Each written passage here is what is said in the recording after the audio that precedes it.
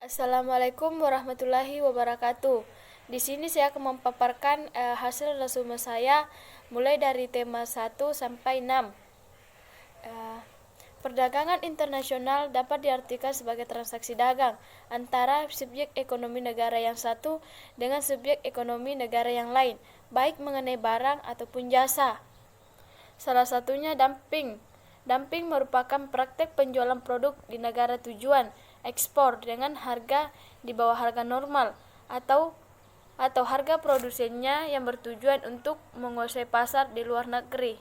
Dumping merupakan taktik bisnis dalam persaingan perdagangan yang lazim dilakukan oleh para eksportir karena mereka mempunyai beberapa pertimbangan untuk ekspansi produknya ke luar negeri. Dumping yang dapat menimbulkan kerugian sangat diharamkan karena melanggar prinsip-prinsip perdagangan yang jujur dan merugikan kepentingan perdagangan negara lain. Dumping dianggap sebagai praktik perdagangan yang tidak jujur. Meskipun demikian, dumping tidak dilarang GATT WTO, akan tetapi negara yang terkena dumping dapat mengambil tindakan berupa pengenakan biaya masuk anti-dumping sehingga produk akan dijual dengan harga yang wajar. Kebijakan perdagangan internasional, yaitu proteksionisme, adalah kebijakan ekonomi yang membatasi perdagangan antar negara yang melalui cara tata niaga, pemberlakuan tarif biaya masuk impor, jalan pembatasan kuota, kenaikan tarif, dan aturan berbagai upaya menekan impor bahkan larangan impor. Proteksi merupakan perlindungan dalam perdagangan atau industri tujuannya untuk melindungi industri dalam negeri dari pesaing barang impor. Impor adalah proses transportasi barang atau komoditas dari suatu negara ke negara lain secara legal. Umumnya dalam proses perdagangan, impor memiliki dampak negatif dan positif apabila dimanfaatkan dengan benar dan dikelola dengan baik serta ditunjang dengan kebijakan pemerintah dalam mengatur pembatasan impor dengan tepat, maka kegiatan impor dapat membawa dampak yang baik bagi perdagangan di Indonesia. Kita masuk ke tema 2, hubungan bilateral Indonesia dengan Maroko. Kesimpulan bahwa hubungan kerjasama yang terbentuk antara Indonesia dengan Maroko sudah 51 tahun lamanya, yang lebih banyak di dalam bidang perdagangan dan pariwisata. Hubungan dalam bidang perdagangan lebih dahulu ada sebelum adanya konsultat terbentuk. Hubungan negara Indonesia dan Malaysia. Disimpulkan bahwa hubungan Indonesia dan Malaysia merupakan hubungan bilateral, yaitu hubungan antar negara. Indonesia dan Malaysia merupakan negara satu rumpun yang mempunyai beberapa kesamaan dalam bahasa dan suku, yaitu sama-sama menggunakan bahasa Melayu dan juga suku Melayu. Kerjasama bilateral antara Indonesia dan Jerman. Upaya peningkatan hubungan kerjasama bilateral Indonesia dan Jerman menjadi momentum yang kuat, sejalan dengan kunjungan Presiden Republik Federal Jerman ke Indonesia pada tanggal 30 November sampai 2 Desember 2011 menjelang peringatan 60 tahun hubungan diplomatik Indonesia dan Jerman pada tahun 2012. Kunjungan Presiden Republik Federal Jerman dapat dijadikan acuan dalam rangka memperkuat hubungan kerjasama bilateral Indonesia dan Jerman. Kita masuk ke tema 3, geopolitik.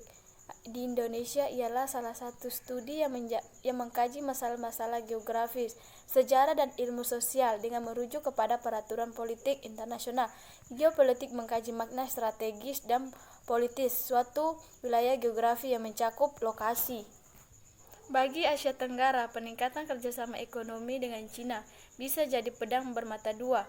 Ambisi investasi Beijing tidak hanya ditunjukkan untuk mengembangkan ekonomi, melainkan juga untuk memperbesar pengaruh geopolitis. Indonesia sebagai poros maritim dunia.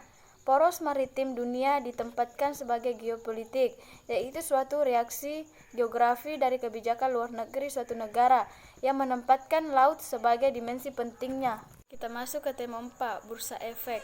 Bursa Malaysia, dahulu dikenal sebagai Bursa Saham Kuala Lumpur, adalah sebuah perusahaan induk bursa yang memberikan layanan berbeda yang berkaitan dengan perdagangan derivat dan sekuritis dan lain-lain.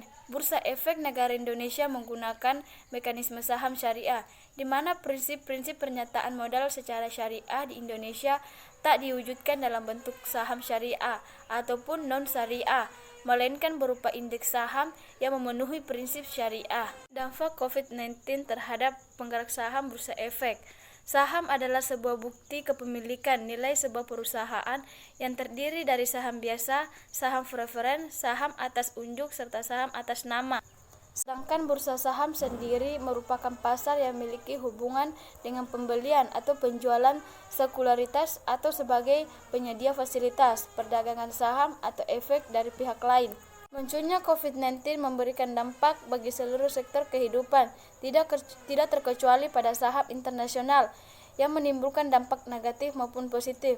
Dampak negatif COVID-19 terhadap pergerakan saham pada bursa efek Korea Selatan mengalami penurunan pada indeks Kospi sebesar 3% dari level 2.245 ke level 2.193 pada awal kemunculan virus. Kita masuk ke tema 5. Sejarah munculnya IMF dan World Bank pada masa Orde Lama. IMF sudah mulai memiliki signifikan di Indonesia. Meskipun pemerintahan Orde Lama di bawah naungan Presiden Soekarno tidak pernah menjadi anggota IMF. Keanggotaan Indonesia di IMF hanya merupakan proses secara tidak langsung dari keanggotaan di PBB. Secara otomatis akan mendapatkan keanggotaan di IMF dan World Bank. Peranan IMF dan Bank Dunia bagi Indonesia. Bank Dunia memegang peran besar bagi perkembangan perekonomian Indonesia, baik dalam pembangunan ekonomi maupun pesan surut perekonomian nasional, mulai dari pembangunan masa 1970-an hingga era reformasi, yang menciptakan kebijakan-kebijakan baru. Semuanya tidak terlepas dari peran Bank Dunia. Peran IMF dalam penanganan krisis ekonomi di Indonesia tahun 1997 sampai 1998. Krisis multidimensi yang terjadi di Asia pada tahun 1997 merupakan kejadian yang sangat nahas bagi negara-negara di kawasan tersebut. Nilai mata uang negara di kawasan Asia ini turun dengan cepat dan drastis. Sebut saja Indonesia, Malaysia, Thailand, dan lain-lain. Indonesia merupakan negara yang terkena dampak paling parah. Baik, kita masuk ke tema yang terakhir, yaitu tema 6. Perlindungan hukum terhadap tenaga kerja di luar negeri. Penempatan TKI di luar negeri hanya dapat dilakukan ke negara tujuan yang pemerintahnya telah membuat perjanjian tertulis dengan pemerintah Republik Indonesia atau ke negara tujuan yang mempunyai peraturan perundang-undangan yang melindungi tenaga kerja asing. Pemerintah telah mengeluarkan perundang-undangan untuk menjamin perlindungan TKI seperti Undang-Undang Nomor 13 Tahun 2003 tentang Ketenagakerjaan yang lantas mendorong pemberlakuan Undang-Undang Nomor 39 Tahun 2004 tentang penempatan dan perlindungan TKI. Itulah tadi hasil resume dari saya. Kurang dan lebihnya mohon dimaafkan. Assalamualaikum warahmatullahi wabarakatuh.